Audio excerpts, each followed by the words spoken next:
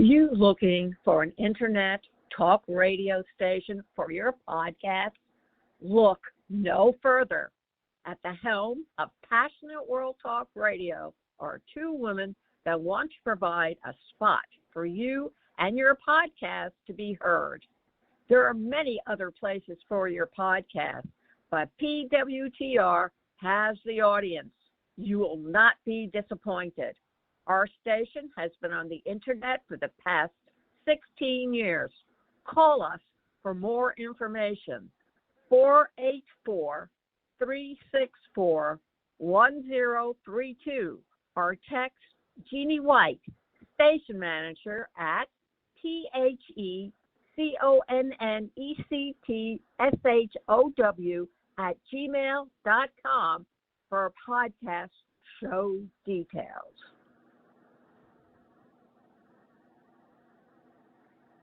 Welcome to Passionate World Talk Radio. Educate, enlighten, entertain. Well, hello and welcome. My name is Sheila Wilson. I'm a registered nurse and president of Stop Healthcare Violence, which is a nonprofit organization. I am also a host on Passionate World Talk Radio. The CEO is Lillian Caldwell, and Jeannie White is the station manager. My program is called Wine and Cheese. This segment I am doing with a nurse that has worked in the psychiatric field. It's a locked psychiatric area. Her story is about how she got assaulted and the aftermath of her assault. Our disclaimer is the opinions of the guest may not represent the views of the host or the station. Hello and welcome, June Zanes-Garin. How are you? Oh, Sheila, thank you so much for having me on your show.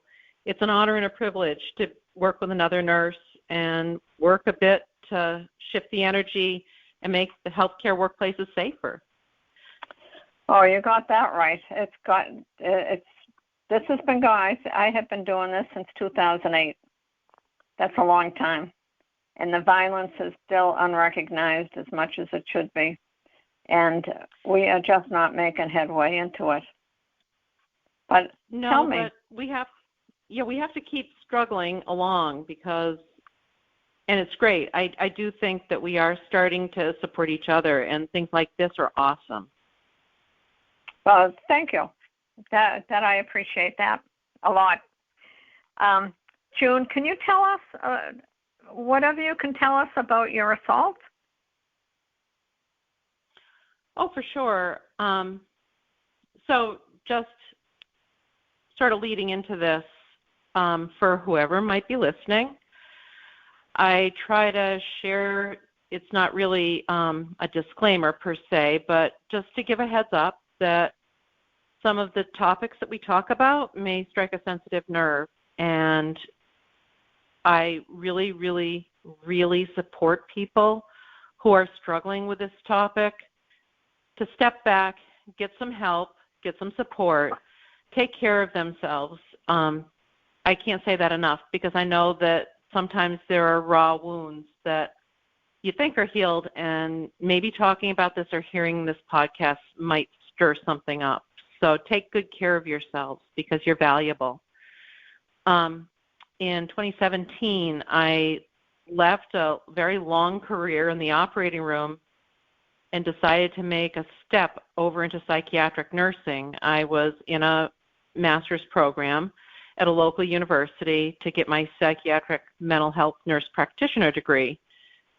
And I thought, I got to go boots on the ground. I'm kind of old school, and I need to get into the trenches where I'm taking care of psych patients. I can't just do this in class and talk about hypothetical stuff.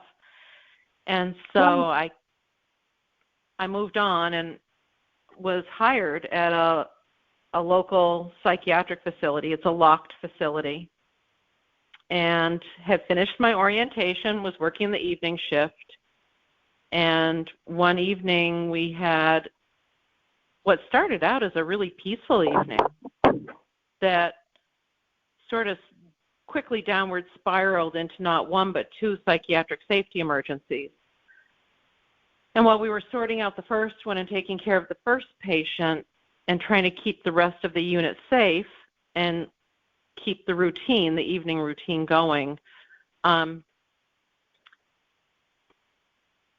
of the other patients came at me at a dead run and came down the hall that we were trying to keep clear so that we could kind of keep a safe exit for the folks who were dealing with the first patient who was already in seclusion.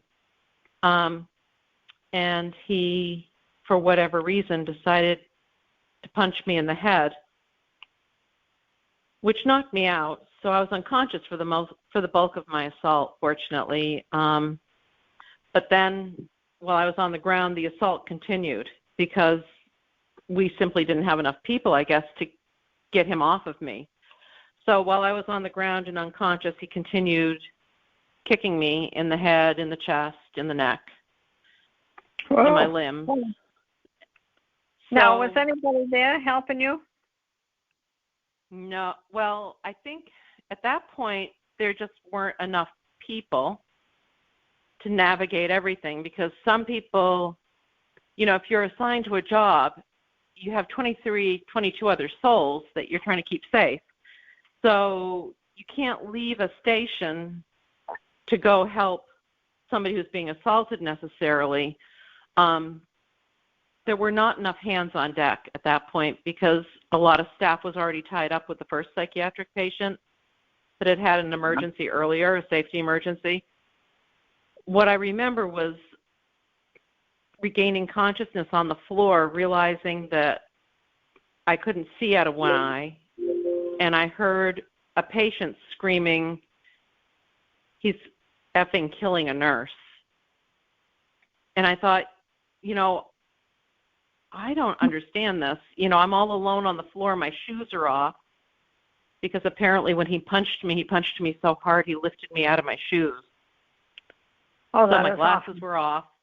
I couldn't find my name tag, and that was my one ticket. You've got your badge that you can use to get out of a locked ward. So I was kind of at a disadvantage. My sight was off, and I thought, I'm here all by myself on the floor. I'm hearing all this chaos. I must be dead, because if I weren't dead, there would be somebody trying to help me, right? Right. Oh, yeah, right. I would think that right away.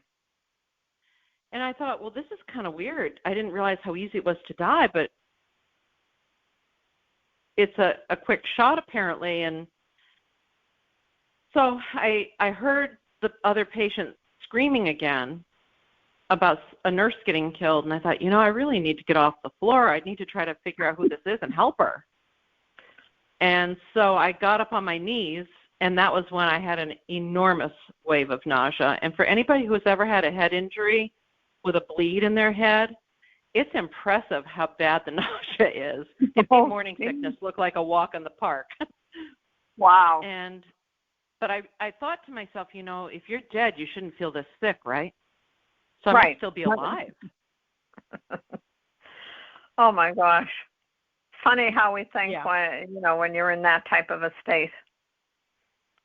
Yeah, it was beyond confusing to me. Nothing seemed to be right. And of course part of it was because all my parts were gone. I was in my stocking feet sprawled on the floor with no glasses, no keys, no nothing, So I ended up getting off the floor on my own and made my way over to the desk, the nurse's station, and had to sit down because I couldn't keep going. And that was when the staff that had come out of the seclusion room had corralled the patient and were hands off walking him over to the next door unit to put him in their seclusion room. But even then he was still leaning over the desk and threatening me. And I thought, there's nowhere safe here at all. Nowhere. So I managed to get myself over to the bathroom and locked myself in the bathroom and checked to make sure I hadn't soiled myself when I was being assaulted. That was the first thing on your mind. Well, it was kind of one of those deals where trying to figure out sort of taking inventory of what was left, Yeah. Oh my God, that had to be frightening. I can't even imagine what type of a state you would be in. You mentioned, you're lying there on the floor. You thought you were dead because, why would you be on the floor? You're supposed to be in a psychiatric hospital in an area where there's lots of people, or maybe not so much if you were short-staffed. But yeah, I think even all hands were.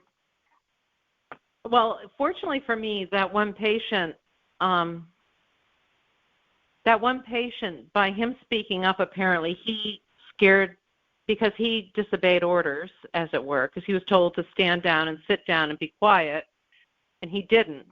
He kept coming, and he was a large and very angry patient, but for whatever reason, he was fond of me, I guess, and he was what stopped the assault. It was another patient. He saved my life. Yeah. It's surprising that some people, whether they're psychiatrically challenged or whether they have any other type of problem, they still run into danger. And I guess our patient was, if it wasn't for him, that other one could be belting you from here to kingdom come.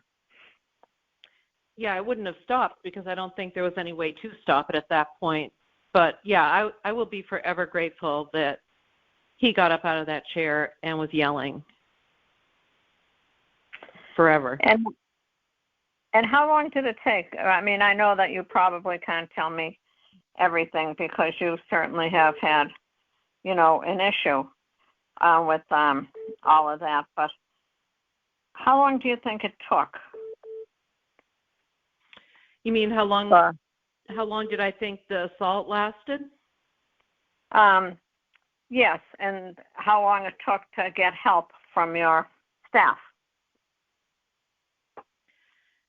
I have no sense. Well, I was the one who got myself off the floor, and I was the one who got myself to the bathroom. They had paged several times, I think, for, more help to come. They had paged a code gray. And there just weren't enough people in the building, a psychiatric emergency. Mm-hmm. So I think there just weren't enough people in the building. It just the one police officer that was on duty that evening wasn't even on the campus. So it was just sort of a setup, especially because the staff was already tangled up with one violent patient in the seclusion room. And wow. And afterwards, I think, I think we all look at things from our own perspective, and people were probably shocked at how violent the whole thing was. But they were way out of their depth in dealing with somebody who was as injured as I was. Right. Did you get any help? You walked. Did anybody look up and say, "Oh, hi, June, everything okay?" Or, "June, you look pretty awful"? Or, "June, why are you walking away?" I don't think there was much assessment. I know that the physician who was on call in the building never showed up there. So I don't know, maybe that was not part of what they're supposed to do. The supervisor did show up and asked me if I thought I needed to go to the hospital. Did I need an ambulance? Could I get myself over there to get checked out? And I said, I don't think I can drive my car right now. And I must have looked horrible because my whole one side of my face was swelling. And he offered that the police officer could take me over. And so I ended up going over with a police officer to the local hospital, and he dropped me at the door and said, "Can you make your way in okay?" So I made my... Sorry? I'm just trying to think how. Now, I would imagine that you couldn't even actually know what was happening to you, except now you're walking towards the staff. The staff asks you, can you drive yourself home, or can you go home? Do you think you need to go home? And you tell them that you don't think you can drive home. And then, do you need an ambulance? And you didn't respond, so they called the police officer that wasn't there in the beginning, but he made it back. Mm-hmm. You shot staff to begin with, and so he drives you to a local hospital. Does he say anything about how you're doing, what's going on with you, what happened to you? And then he just drops you off at the front of the hospital. I just find that is so uncaring. But maybe that's the way some people react to things. Well, I think, there's a couple of things going on. One is that I don't think anybody had any real clue of how badly I was hurt, including me. I think calling an ambulance and having EMS there would have been a brilliant move without making me triage myself, because I was unconscious for most of the assault. Right. Well, and, see, that's what it was like. You get beaten up, and then they are asked, what are you supposed to do? You're still having to work. And why the supervisor didn't pick up the telephone and just called for an ambulance. That would have made so much more sense. But if you also put it in the perspective that the hospital kind of pulls the wagons into a circle, right? And they want to come out of it looking good and everything is great and we're under control and we've got plenty of staff and, patients are discharged within so many days and everything is great here. I'm pretty sure that the people in the neighborhood don't know how badly people are hurt there. It's just sort of a big secret, right? We keep it under wraps. Right. We pretend everything is A-okay. We don't collect data. And then we quickly take the wounded deer and shuffle her out of the herd and send her down a chute so that she doesn't, alarm the rest of the herd. And that's pretty much, when I've spoken to other victims of violence, that's pretty much how it works. Shuffle them off. Yeah. As soon as they hit the door, they become, So, I'm not excusing the culture. I'm not excusing the behaviors. I think that the message that was given to me was that I wasn't worth calling an ambulance for. I wasn't worth taking care of. I wasn't worth walking into the desk. I wasn't worth going over and checking on in the ED. It's almost like the beginning of the PTSD seed is planted right there. Yeah, I think you got that right, the very beginning. But maybe fortunately, that you weren't well enough to even think straight enough about what's going on. I mean, you're going to tell us what happened to you, right? When you got to the hospital? It was kind of an odd situation because as many times as we start jobs and people say, who's your emergency contact? I have 2 adult children, and they were my emergency contacts, and neither of them were called. And I ended up with a subarachnoid hemorrhage, skull fractures, and huge hematoma in my left knee, multiple bruises. My entire neck was swollen from where he had kicked me in the back of the head and the neck. Oh. But I really didn't know what had happened to me, so I ended up being admitted that night, made NPO, big old IV put in, and was told that they were keeping me overnight because I might need to have burr holes to drain the subarachnoid hemorrhage. So can you explain what a subarachnoid hemorrhage is for people that aren't in the medical field? So that's when you get hit really hard in the head, and there's bleeding that happens between. It's kind of, the way I describe it is, when you crack a walnut, you've got the shell on the outside, you've got the skin that goes over the nut, that funny little crunchy stuff that's over the nut. So if your head's a walnut, it would be bleeding between the skull and that skin. But what happens is it takes up room in your head, and it squishes onto your brain, and the only place your brain has is to go down. And once it goes down far enough, it does what's called herniation, and that's a non-survivable injury. So what doctors do is neurosurgeons go and drill holes in somebody's skull, and they let that blood out so that your brain doesn't get pushed down.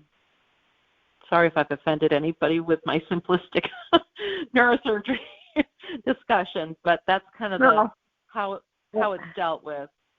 Right, and I think somebody that's not in the medical field or the surgical field could understand that instead of, and it's they can understand how you were so violently assaulted. That's not just a simple slap on the head. And no. You were really physically assaulted by somebody that was so strong at that time that he was hurting you for whatever reason. But continue. So I'm sorry, I had to go. Oh no.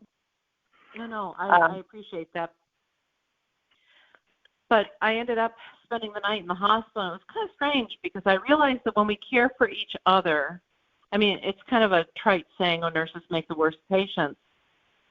But I realized that I spent the night in that hospital, and not once did one of the nurses on that unit say to me, "Don't worry, we'll keep you safe." And that was really what I needed to hear at that point. Right. Because I didn't really trust anybody. And I think it was especially tricky because they had a high census. So I ended up in a room with a roommate who made noise. It was chaos all night, people going in and out. So there was never any time to just settle and kind of collect myself. So it was kind of a long night, but I was lucky because in the morning I went for another CAT scan. The bleeding had stopped. I still had the hematoma in there, but the bleeding itself, the active bleeding, had stopped. And at that point, noises were made about sending me home, which I thought was a good idea, but I still wasn't really me. I had a traumatic brain injury. I was having a hard time sort of organizing myself, if that makes sense. And that makes perfect sense. I can't even imagine. It was decided that I would be sent home on my own because I live alone and my kids live a long way away, and I would be fine to just recuperate at home. So once again, I got left on a bench at the front of the hospital by the nurse's aide, and she said, "Well, you can wait here for your ride, okay?" Oh, you weren't getting a ride, were you? I ended up a neighbor had to come down and get me because I wasn't allowed to drive because of my head injury. I was weeks not able to drive. And so, okay, so then the medical assistant left you alone on the bench. And I think, looking back on it, it's a lot of cumulative just being discarded. And that's the word that often comes up when I talk with other survivors of healthcare workplace violence, is that they were discarded. We weren't worth enough to take care of. One nurse said to me very eloquently when I asked her what it is that she would have liked to have had done for her, and she said, "I would like to have been taken care of as well as I always took care of my patients." Right. That, it's how you treat a patient that they remember you. And it's when the nurse or the organization doesn't take care of you at all, then you remember all of the negative things. This is very sad, and it's horrific to have a whole staff. Maybe they didn't know what was going on. Maybe you didn't look so bad. Maybe your head wasn't swollen out like a big, huge balloon. Maybe they didn't understand. But certainly, so something should have happened. And to have the police officer, maybe he wasn't told that you were assaulted. And he just thought, well, you were just going to complain about something and your neck was swollen and your face is probably getting bruised. You understand where the empathy is with people. So what happened after this? Now you're on the bench and your neighbor's coming to get you. How'd it go at home? Oh, I was a hot mess. I'm actually kind of impressed I survived. I'm impressed I have little dogs, little Shih Tzus. Surprised they survived as well, because I think there were missed meals. There were times that I would let them out and forget that they were outside. I was kind of turned around. My circadian rhythms were very disrupted. And at night, I felt like I had to stay up at night, because if it was dark, it was dangerous. And I needed to stay up and be vigilant, because somebody might come and get me. And I learned that the local police could be very kind, showing up on my doorstep and saying, no, we've checked. There's nobody there. You're okay. Call us if you need us. Is this your usual behavior? No. I spent a lot of years being fearless, going in on call at all hours of the day and night, usually through the emergency rooms, to go up to the OR to take care of traumas and sick patients. I mean, one of the, as well as I do, ER parking lots are not great places to be wandering in the dead of night. And this was a whole different me, and I didn't know how to manage her. Wow. So when I worked in the emergency room, I used to park way at the bottom. You go down the driveway, and then you park on the side of the hospital. And I felt very safe because there was a camera there, and there was people always watching the cameras. However, I never really looked at where the camera was. I saw it, but just assumed. And I found out what it was watching was the trash in the dumpster. So that was absolutely no use in what was going on. So what happened after, the police were good. I hope you told them what was going on and what had happened. And I bet they came, by your house frequently, because the police I know are pretty nice. But I live in a very tiny town, and so, it's kind of like your neighbors are your police officers. And it was, I tried not to bother anybody because I felt very guilty. I early on was called in for a Sentinel event review. I don't know if the Joint Commission, which accredits hospitals and medical facilities, there are certain things that when they happen, they're called Sentinel events, and they have to have a review. A hospital reviews this event, and one of them is when a nurse is beaten by a patient. And I was summoned to go in for the Sentinel event review. I was told by my manager that I should be prepared, that my competency and practice might be called into question, and that I might not be pleased with how I was treated at the review. And so I thought, wow. Just this is what she tells you on the phone. You were beaten to a pulp. You have a head bleed, and it could be your fault. Mm-hmm. I see. Correct. Okay. And so I couldn't drive yet, so I had to find another neighbor to get me in there. And so I got a ride to have my day in court, I guess. And I think that was when I first started seeing an aggressive side of myself, which is part of PTSD, or can be part of PTSD for people, that you become very aggressive if threatened. And I remember that the medical director offered that it was probably because the patient didn't like his mother, and I had some gray hair, and probably that was why I was assaulted, and that if I had paid better attention to what his triggers were, then this wouldn't have happened. And at that point, I remember getting up out of my chair part way and leaning towards him and saying, and I have a right to have a safe workplace, and I have a right to go home at night without being battered.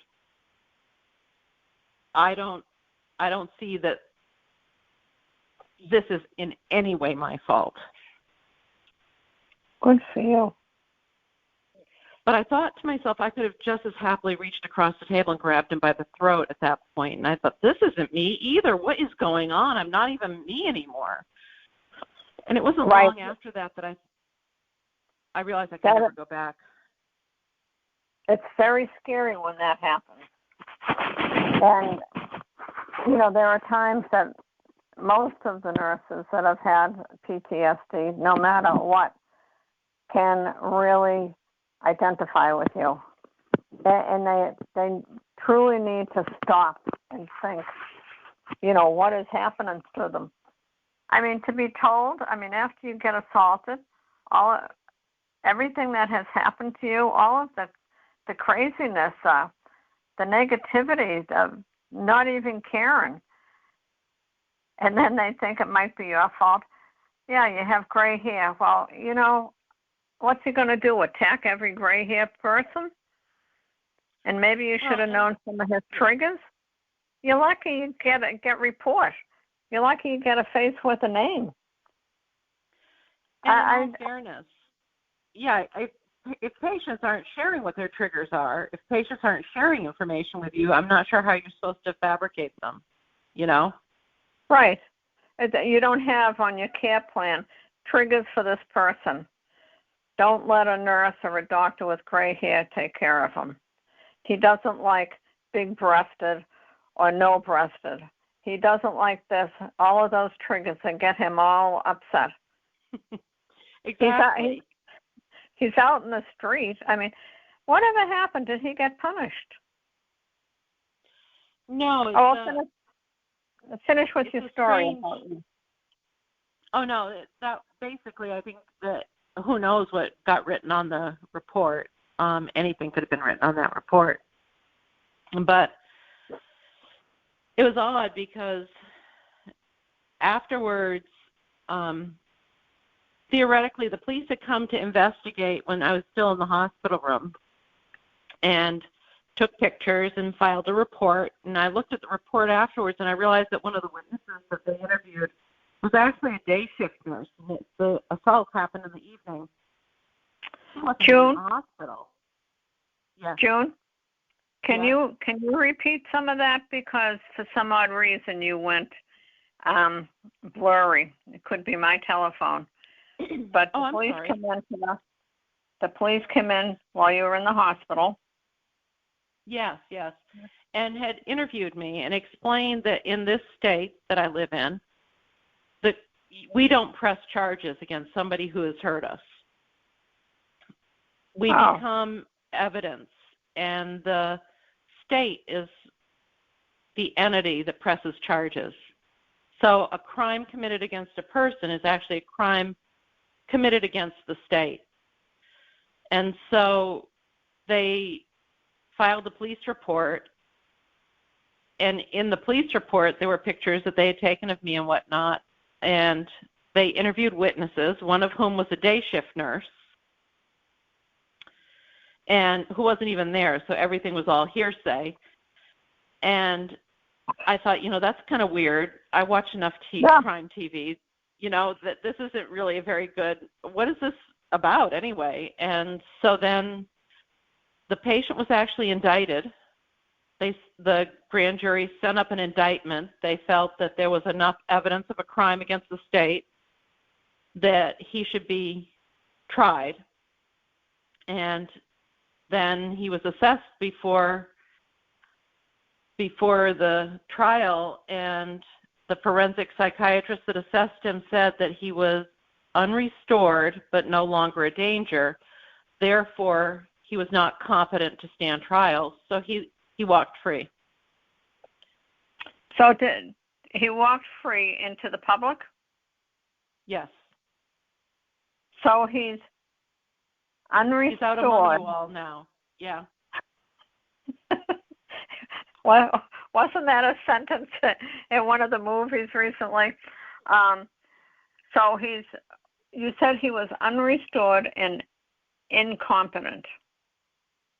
Is that what he was you said? unrestored? Yeah, but no longer dangerous, she decided. No longer dangerous. Mhm.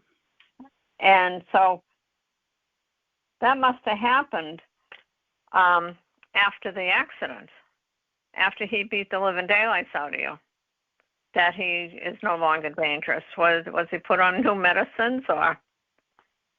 Well, of course, it's really basically the victim of the assault has very few rights. One of the things that I had to do was to have sign a release because he and his lawyer were to have copies of my medical records, and on those records it had my date of birth, it had my full name, it had my address. I had to beg to have that redacted so that he wouldn't have my address. Yeah, that was the one thing, well, one of many things that we did in RER. You never put your own address on anything. No matter who you were talking to, you got your mail sent to into the hospital. And yeah, unfortunately, once you get into the arena of the judicial system, I had no rights. I had to give my home address. I had to give they got my medical records. I had to give them permission to have my medical records, or I would be found in contempt of court. I could have been arrested if I didn't sign to let them have them. So, if I understand you, the psychiatric forensic lawyer had all of your records and had to have looked at them, but found this one particular person, the one that assaulted you, was no longer dangerous. Did I say that correctly? Yeah, he was no longer dangerous. He would be on the way to be discharged into the world. Yeah. And the charges were dropped. Charges were dropped. Wow. That makes me really, really angry to think that what you went through and how these people can get away with it. I just don't understand it. And it's still going on. Well, what was explained to me was that he would be made by the courts to show up at a mental health center and have injectable antipsychotic meds given to him. If he didn't show up for his appointments, he would be sent back to the locked psychiatric facility. But in the meantime, he moved out of state and has since assaulted a couple of healthcare workers halfway across country. Wow. And no one is held responsible for their error. No. Well, June, I have so much respect for you. I don't know what I would do in your position. I don't know. I think this is terrible. So, are you still in psych? No, I was pretty much written out of ever going back because there's no way I could go back into that environment. I have a hard time visiting people in the regular hospital, never mind working with psych patients. And at this point in my career, I'm actually kind of blessed because I'm back in nursing now, but I'm doing it in a school district. I'm a float nurse working in schools. And I really debated about whether or not you're supposed to be honest with your employer. You know, I was in the paper because my injuries were all listed. I've had a long gap in my employment. And I thought, this is time where I step in it. I own it. I'm not defined by it, but I explain to people because they look at your resume and say, so where have you been? What you been doing? And Right. I explained in a nutshell. I didn't dot the I's and cross the T's, but I explained what had happened to me and that it took time to heal, and it was a challenge to heal. And it was interesting because I thought, well, here goes the job, And Right. One of the people interviewing me said, I think that your experience with being traumatized that way will give you a perspective that will benefit our students. Wow. That was a great insight. Yeah. That had to have at least made you smile. I was, as they say, gobsmacked. I was shocked. Yes. That is absolutely terrific. And so now you're in there, and maybe that will be another radio show. This is an invitation for another time. Maybe come on the radio and let us know about what's happening with these schools. They're saying they're having a hard time with the students, with the remote, and students aren't paying attention, and the teachers are getting yelled at by some of the parents because they said the kids can't come back to school, and if they need to go on to quarantine because maybe a parent has the COVID, they don't want the kid, or they say that she was around a kid that got COVID. And would you be interested in that? Oh, for sure. I have to be honest with you. I never thought at this stage in my life I would learn as much about epidemiology as I have, but yeah, you were going into the last you thought you were going to be going for your master's as a nurse practitioner, right? And the psych field. Yeah, that wasn't what you really wanted. God got you out of that position. But is there anything else before we leave that you would like to talk about? Just that, one of the things I did do, Sheila, was I finally settled in and realized that we need to be defined by our healing, and we need to support each other in healing, regardless of the depth and the breadth of the assault that you've endured, whether it's verbal, physical, bullying, whatever it is. We need to learn to support each other, but also to know that we aren't defined by the assault and the injury, but we're defined by our healing and moving forward and continuing to try to make our workplaces safer. Right. And there's all sorts of things on the internet now, on Facebook, about, these companies are buying panic buttons, and then some of the panic buttons aren't complete. They only do one thing. They should be doing another thing. One of the hospitals got a metal detector, but they never used it because they didn't want to pay for the manpower to handle it. I mean, there's all of these things that they're trying to do, but there's so many simple things to keep your nurse and staff safe. And I think totally. Go ahead. And I was going to say, and I think the biggest piece of the puzzle that is often missed is we each bring something that is amazingly, gloriously individual to the table, the healthcare table. We're all valuable. Nobody is more valuable than anybody else.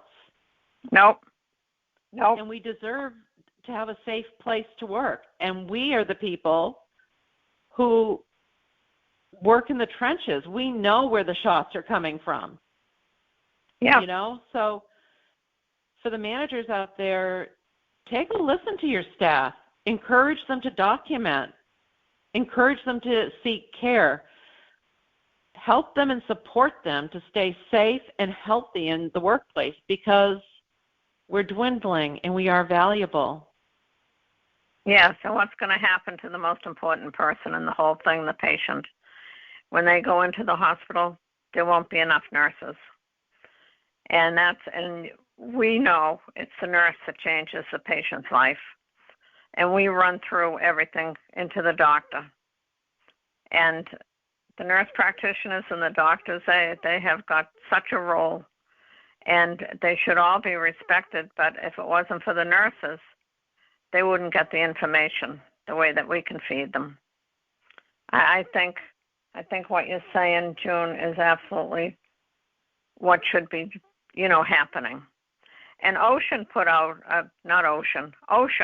has a federal law that the employers have to keep their employees safe. So what is the big problem? Well, I think part of the problem is as it's written now, those laws as they pertain to the workplace are more suggestions than they are actual rules. There are no teeth. The dentures are missing from the mouth of that law. And there's actually a law right now that is in committee in the Senate. It's been passed by the House, and it's now in the Senate in the Health, Education, Labor, and Pensions Committee, where it's been sitting since last April, waiting to be addressed. And as long as the lobbies for the healthcare industry are lobbying against it, there's very little movement to move it forward. And all the healthcare workers need to step into it and ask what they can do to raise their voice to get HR 1195 addressed by the Health, Education, Labor, and Pensions Committee. And is that in just one state, or is that going to be federal? It'll be federal. It would be federal. That's what we need. We don't need another survey. We don't need stuff like that. I mean, I'm so tired. We all, in the state of Massachusetts, 70 to 80% of the healthcare workers get assaulted. And we ended up, well, what happened was a couple of years ago, might be more than a couple of years ago, there was a dog found in a playground. And it looked like he'd been beaten, and he looked starved and so forth and so on. They finally got the owner. And the public got so upset about this that now the state of Massachusetts has a puppy dole bill that you can go to jail if you mistreat your dog. And in the state of Massachusetts, when I first started, when we were not a nonprofit, 2010, the Governor Deval Patrick said if you assault a healthcare worker, it's a misdemeanor. But we do not, 36, either 34 or 36 other states have a felony law if you assault a healthcare worker. But the state of Massachusetts decided that they passed all the alcohol bills. I guess that would bring in more money than, but you think to yourself, now the public got behind the dog. Why aren't they behind the nurses, the healthcare, not just the nurses, the whole healthcare system, the x-ray techs, the respiratory, the maintenance, the housekeepers that pick up after all of that mess. And then, everybody. But we're still out there getting assaulted in my state. Like Well, I think we need to, we are very small, we're very tiny, and we're up against a Goliath. And the healthcare industry is far better resourced than we are to shut this all down. So I'm challenging people to write to the members of this committee. Folks can go to the website that's associated with my book. It's called ICouldUseALittleHelpHere.com. Is that your website? Yep. Okay. All one long URL. And all right. It'll be, say it again.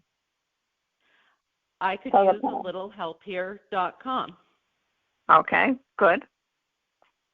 And I've listed a sample template of what to write on a postcard to the members of the committee, and I've listed all of the committee members' names and addresses for their Washington offices. That is awesome. Now, is that the name of your book as well? It is. I could use a little help here. And it gives people thoughts and ideas of how to find resources and how to move forward after experiencing violence in the healthcare workplace. That is absolutely awesome, because I think we all need help, especially after we get assaulted. Yeah, and now I think especially, yeah. I think when we get assaulted, as no matter what assault it is, whether it's a little pinch on your behind, or whether it's a slap in the face, or whether you're just trying to, grab your head or grab your arms, and you know what happens to us, pulling and shoving and punching. So I think we all need something here. And I don't know what the answer is, and I hope it's not going to take another 10 years to try to get the healthcare system in check, and so that our healthcare workers are safe. But maybe we continue this conversation. Oh, I would love that, Sheila. I think we can do a lot more, and I will say good night to you, and we will. Is there anything else, though, before I say good night that you would like to? Go ahead. Thank you so much. This has been great, and thank you for your patience and kindness, and to all of you who are going to listen to this, thank you for taking the time to take a listen. I really appreciate it. Well, okay, and we will talk again. I'd love to have that conversation with the nurses and teachers to find out what the kids are doing, and I will get back to you. Okay. Good night, June, and thank you very much. Bye-bye. Are you looking for an internet talk radio station for your podcast? Look no further. At the helm of Passionate World Talk Radio are two women that want to provide a spot for you and your podcast to be heard. There are many other places for your podcast, but PWTR has the audience. You will not be disappointed. Our station has been on the internet for the past 16 years. Call us for more information. 484-364-1032 or text Jeannie White, station manager, at PHECONNECTSHOW@gmail.com for podcast show details. Thank you for listening to Passionate World Talk Radio. You can listen to this program all over again by going over to https://passionateworldtalkradio.com. You can also hear it on Spotify, Spreaker, Amazon Alexa, amfm247.com every Tuesday evening between 8 and 9 p.m. YouTube, Facebook, Facebook Live, LinkedIn, and all the other podcast directories one can find on the Internet.